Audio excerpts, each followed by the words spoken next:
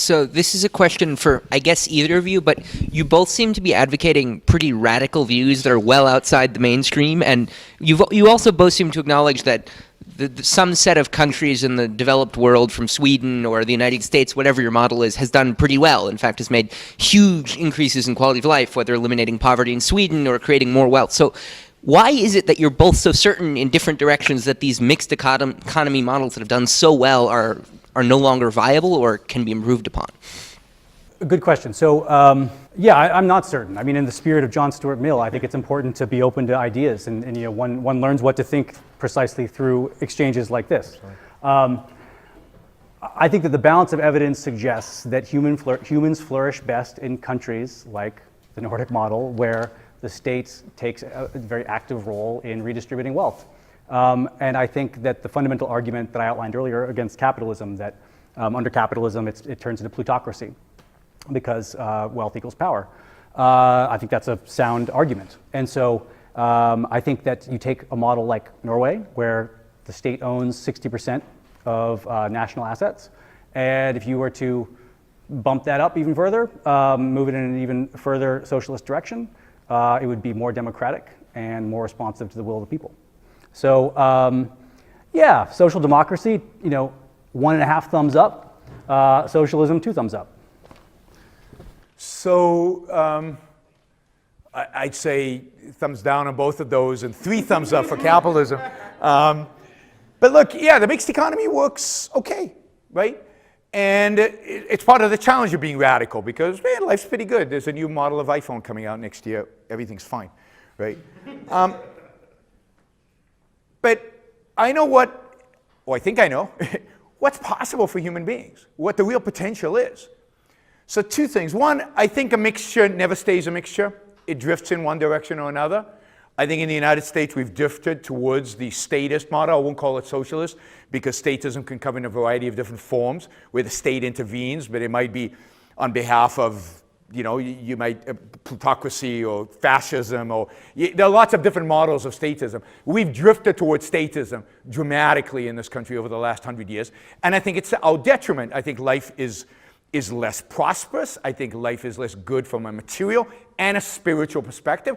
I actually think one of the reasons that we still have poverty in the United States is because of the welfare state. I think the war on poverty generates poverty. That is, the war on poverty guarantees that there will always be poor people. Generally, if you create a bureaucracy to serve somebody, they have an incentive to keep having people to serve. But also because I think it's taxing the people who actually create the jobs and create the wealth that would help raise people out of poverty. You don't raise people out of poverty but just by handing them a check. And I don't think you spiritually benefit people by giving them a check. So I think there's a spiritual aspect to the evil of the mixed economy. That you, by handing them a check, you deny them the self-esteem and the pride that comes from actually working for a living. And you tell them, you're too incompetent to get a job. Here's a check. Don't worry. You know, you don't have to work. But yeah, you do have to work. Not because of the money you get from work, but because of the spiritual value work actually provides for you. So, you know, disincentivizing work is bad spiritually for human beings. It's bad for the ability to be happy. So, and then why do I need to be radical? Because look, I believe force is bad. I believe coercion is bad. Even a little bit of coercion I think is bad. I don't want to be told what to do, especially if you've got a gun in your hand. So I don't care if the gun is held by a majority or the gun is held by a criminal on the street corner. It turns out that the majority usually has a more damaging gun than the crook in the corner. The crook in the corner can get my wallet, that's it. The majority can get all of my assets. They can take 55% of my income in California. They can tell me how much to pay my employees. They can tell me how much profit I can make. They can tell me what kind of wages I can take if I'm the CEO. They can control almost every aspect of my life. I don't want other people. I think it's immoral. I think it's immoral. So going back to the moral aspect, I think it is immoral for people to use force against one another. I think it's immoral to constrain human beings by use of authority and coercion. You know, freedom, the freedom of the individual to pursue his life as he sees fit, using his mind, that to me is everything. And to the extent that you use force, even a little bit, I'm against it. Even, by the way, if you could say economically we'd be better off. I don't care. I value freedom more, and I don't think you can make that case, but if you could. Value is not what you produce. It's not determined by just you producing. There has to be somebody who values the thing you produce. So I can produce, I don't know, I can produce lectures, but if nobody comes to listen to them, they have no value. Nobody is valuing my lectures, so I'm not going to make any money. So if a farmer produces plants that people don't value, that people are not willing to pay for, to exchange for those plants, then the plants actually have no value. I agree, but From an economic perspective, right? If you're growing marijuana right now, you're doing pretty well because there's a large value and the supply hasn't really caught up yet with the demand, right? It depends on the plant. It depends on the industry. There are lots of small businesses out there, including service industries, restaurants, for example, who don't make any money. And that's why you see restaurants changing all the time because entrepreneurs are losing money constantly. But the idea that the service industry just moves money around is just completely untrue and bogus. There's nobody, again, in a free market, and put aside the cronyism, there's nobody who works in a service industry who makes a lot of money who is not creating value. You might not be able to see the value. Most people don't understand finance. Most people think finance is paper shuffling. But there is no industry. There is no workers. There is no proletarian. There is no workers' class without a financial industry. It is the financial industry that makes possible the existence of jobs. It is the financial industry, the paper shufflers supposedly, who decide on what projects are profitable, what projects are going to produce value to other people, and what projects are not, that create industry, that create, and this is part of my problem with the state owning all this, is because there's such lousy, central planning is such a lousy methodology of deciding which industries to invest in and which not. The beauty of the financial markets is they are phenomenally good at investing in Apple and not investing in some other schmuck that couldn't produce anything close to what Apple did. They're really good at making those decisions. The service industry produces more value in many respects than any farmer who creates a plant. Apple, like everything else we have in the world today, is a product of a mixed economy. There's no question about that. And it's absolutely true that when the government goes in and funds all the basic research, then all the products that are based on basic research are going to be, you're going to argue, were funded by the government. But that's because the government has crowded out all private funding, and that's the only source of funding you can get for basic research. But the idea that if the government stopped funding those things and actually cut our taxes and gave us our money back, that basic research would not be funded by the private enterprise is just historically not true. It's happened. But I'll say this again. To the extent that a market is free, to the extent that a country is free, wealth is created. To the extent that a market is unfree, to the extent that a country is unfree, wealth is not created.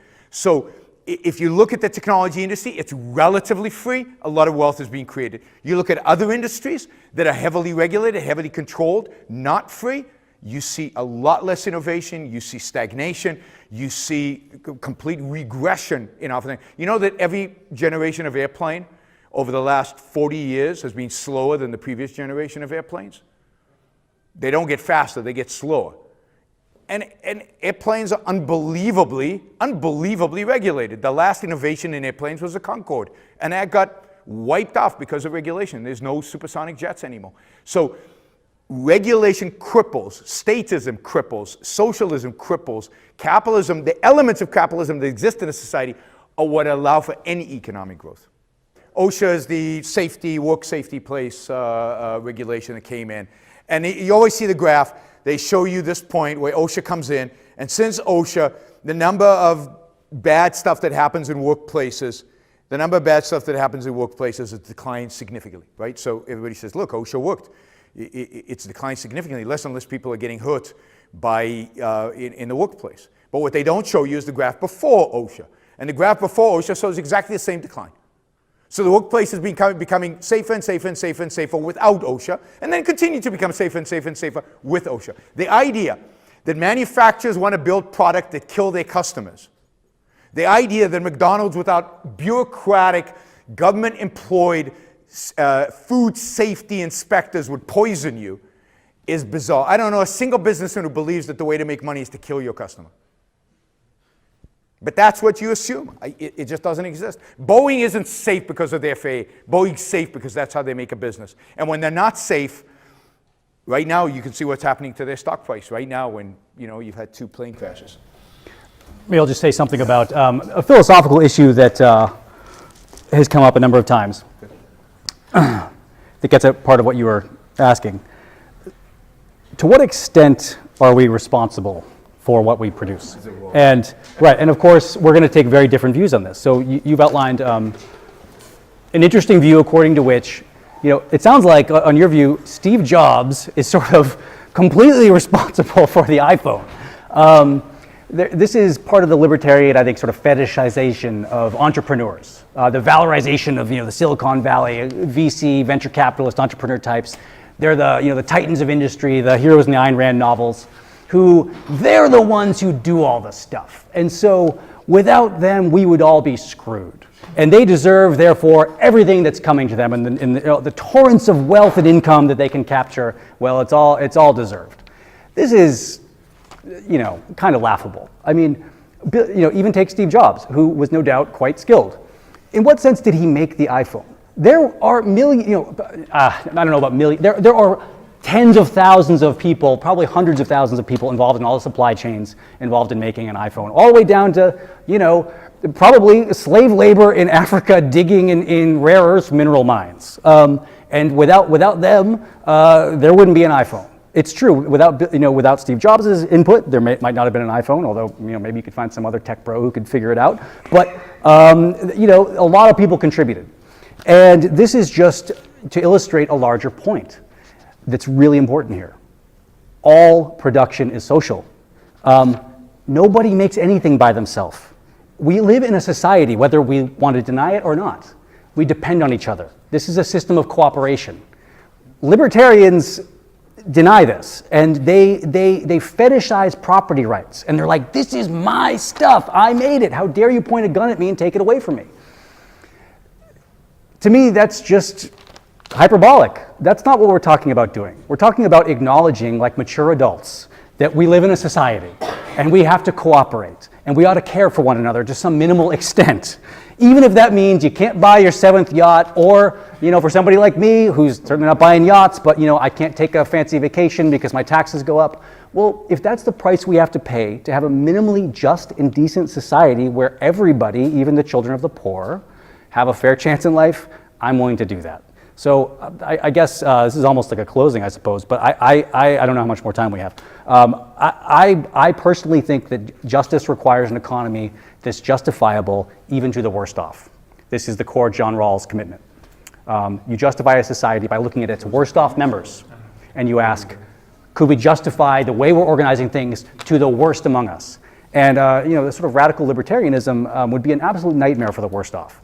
Whereas social democracy, socialism would be quite good. And let me start by quoting from a review of this novel, Atlas Shrugged, that appeared in Newsweek. It said that you are out to destroy almost every edifice in the contemporary American way of life, our Judeo-Christian religion, our modified government-regulated capitalism, our rule by the majority will. Other reviews have said that you scorn churches and the concept of God. Are these accurate criticisms? Yes, I agree with the facts, but not the estimate of this criticism. Namely, if I am challenging the base of all these institutions, I'm challenging the moral code of altruism, the precept that man's moral duty is to live for others, that man must sacrifice himself to others, which is the present-day morality. What do you mean by sacrifice himself for others? Now we're getting to the point. One moment. Since I'm challenging the base, I necessarily would challenge the institutions you named, which are a result of that morality. All right. And now what is self-sacrifice? Yes, what is self-sacrifice? You say that you do not like the altruism by which we live. You like a certain kind of Ayn Randist selfishness. I would say that I don't like is too weak a word. I consider it evil. And self-sacrifice is the precept that man needs to serve others. in order to justify his existence, that his moral duty is to serve others. That is what most people believe today. Well, yes, we're taught to feel concerned for our fellow man, to feel responsible for his welfare, to feel that we are, as religious people might put it, children under God and responsible one for the other. Now, why do you rebel? What's wrong with this philosophy? But that is what, in fact, makes man a sacrificial animal. That man must work for others, concern himself with others, or be responsible for them. That is the role of a sacrificial object. I say that man is entitled to his own happiness and that he must achieve it himself, but that he cannot demand that others give up their lives to make him happy. And nor should he wish to sacrifice himself for the happiness of others. I hold that man should have self-esteem.